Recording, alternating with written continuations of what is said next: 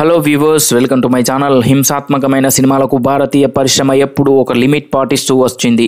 ఎంతటి విధ్వంసంనైనా ఒక స్థాయి వరకు మాత్రమే తెరపై చూపించింది. కానీ ఆ పరిమితులను తొంగలో తొక్కిన మలయాళ సినిమా మార్కో. ఉన్ని ముకుందన్ కథానాయకుడిగా హనీఫ్ దర్శకత్వంలో తెరకెక్కిన ఈ చిత్రం గత వారం మలయాళ, హిందీ వెర్షన్స్ విడుదలై భారీ కలెక్షన్స్తో దూసుకుపోతుంది. మరి ఈ సినిమా ఏ తరహా ఆడియన్స్ను సంతృప్తి పరుస్తుంది, ఎటువంటి ప్రేక్షకులు ఈ సినిమాకి దూరంగా ఉండాలి అనేది ఇప్పుడు చూద్దాం. జార్జ్ అంటే సిద్దికి మరియు అతని సవతి తమ్ముడు మార్కో అంటే ఉన్ని ముకుందన్ మాఫియా సిండికేట్ హెడ్స్గా వ్యవహరిస్తుంటారు. జార్జ్ అసలు తమ్ముడైన విక్టర్ అంటే ఇషాన్ను కొందరు అత్యంత క్రూరంగా హతమారుస్తారు. వాళ్లను మార్కో ఎలా పట్టుకున్నాడు, ఆ పగ తీర్చుకోవడం మార్కో కుటుంబాన్ని ఎలా ఎఫెక్ట్ చేసింది అనేది మార్కో సినిమా కథాంశం. ఇక ఉన్ని ముకుందన్ను మాస్ హీరోగా ఇప్పటికే చూసాం. అందువల్ల అతడు ఏ స్థాయిలో యాక్షన్ సీన్స్ చేసినా కూడా మామూలుగానే అనిపిస్తాయి. అందరికంటే మంచి ఎలివేషన్ వచ్చింది మాత్రం సిద్దికి మరియు కబీర్ దుహాన్ సింగ్లకు మాత్రమే. వారి పాత్రలను ప్రెజెంట్ చేసిన తీరు బాగుంది. ముఖ్యంగా కబీర్ దుహాన్ సింగ్ కెరీర్లో జిల్ సినిమా తర్వాత అతడి బాడీ లాంగ్వేజ్ను సరిగ్గా వినియోగించుకున్న సినిమా ఇదే అని చెప్పాలి.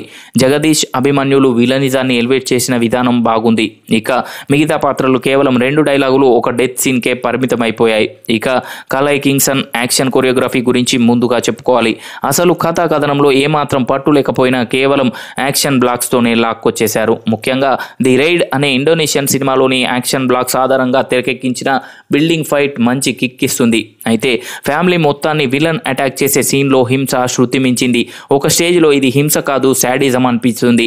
ప్రసవ వేదన అనుభవిస్తున్న అమ్మాయి కడుపుపై గుద్ది బిడ్డను చేత్తో లాగేయడం, చిన్నపిల్లాన్ని గ్యాస్ సిలిండర్తో కొట్టి చంపడం, తల్లి పాత్ర నోటిని 2 వేళ్లతో చీరేయడం వంటివి జుగుప్సాకరంగా ఉన్నాయి. మరి ఈ సీన్స్ను సెన్సార్ బోర్డు కేవలం ఏ సర్టిఫికెట్తో ఎలా రిలీజ్ చేసింది అనేది పెద్ద ప్రశ్న.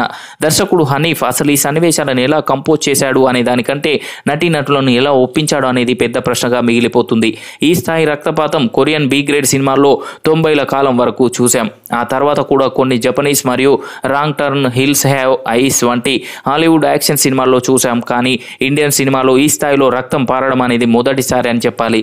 ఈ యాక్షన్ బ్లాక్స్ను, మరీ ముఖ్యంగా ప్రీ క్లైమాక్స్ యాక్షన్ బ్లాక్ను మాత్రం అన్ని వర్గాల ప్రేక్షకులు చూడలేరు. రవి బస్రూర్ సంగీతం, చంద్ర సినిమాటోగ్రఫీ వర్క్ మాత్రం అత్యద్భుతంగా ఉన్నాయి. అలాగే ప్రొడక్షన్ డిజైన్ కూడా బాగుంది.